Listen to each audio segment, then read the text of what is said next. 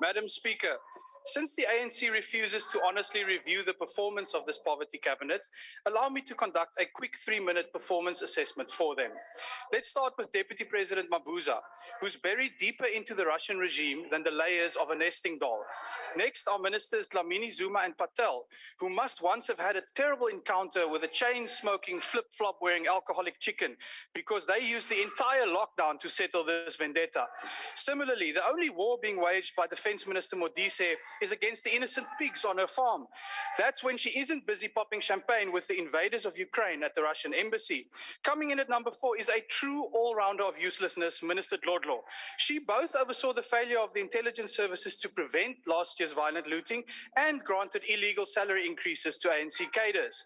Minister Sisulu attacks our constitution in designer shoes while tourism businesses fold. While our railways collapse and potholes gobble up our roads, Transport Minister Bheki Cele Mbalula tweets about his dream of going to the moon.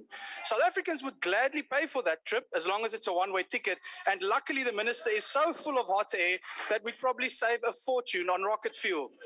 Speaking of fuel, what about Energy Minister Mantashe? He's the last living member of a species of fossil fuel dinosaur previously thought extinct, and boy is he making it count. He spends his days fighting against renewable energy and taxing us to death at the petrol pump, and in his spare time he defies the Zondo Commission over Bosasa corruption.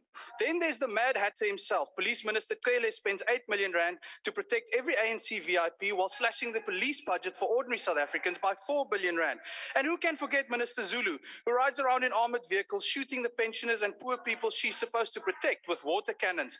Bad old Minister Lille hung South Africans out to dry to the tune of 37 million rand on her washing line, and she forgot to open the sprinkler valves that could have prevented Parliament from burning to the ground.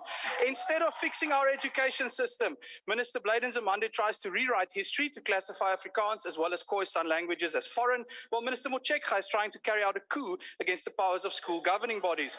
Minister Ndabeni Abrams is somehow both employed and unemployed at the same time, as she's been completely replaced by Sipho Nkosi in the President's parallel cabinet.